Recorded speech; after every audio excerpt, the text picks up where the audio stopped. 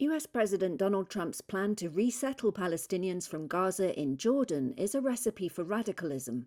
That's the stark warning Jordan's King Abdullah plans to deliver when he meets Trump in Washington on February 11th, according to 3 senior Jordanian officials.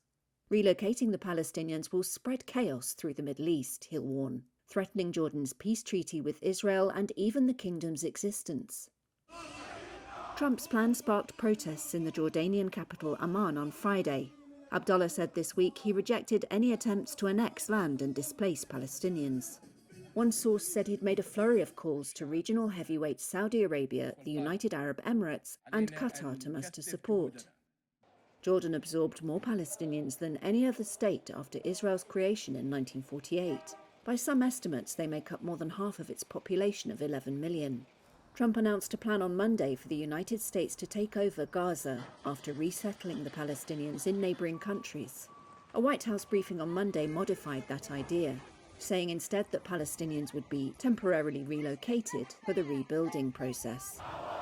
Trump's plan evokes Jordan's nightmare of being turned into an alternative home for the Palestinians, a vision long promoted by right-wing Israelis.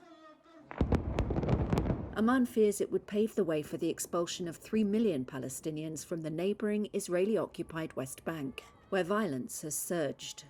Jordan has been a close Western ally since independence from Britain in 1946 and hosts US forces. It signed a peace treaty with Israel in 1994. According to Marwan Muasher, a former foreign minister who helped negotiate that deal, the main justification for doing so was to prevent a Palestinian state being set up in Jordan. Even Jordan's establishment is now questioning that reasoning, he said. The officials said Jordan is preparing for worst-case scenarios, drawing up plans including declaring a state of war with Israel, abrogating the peace treaty, and declaring a state of emergency.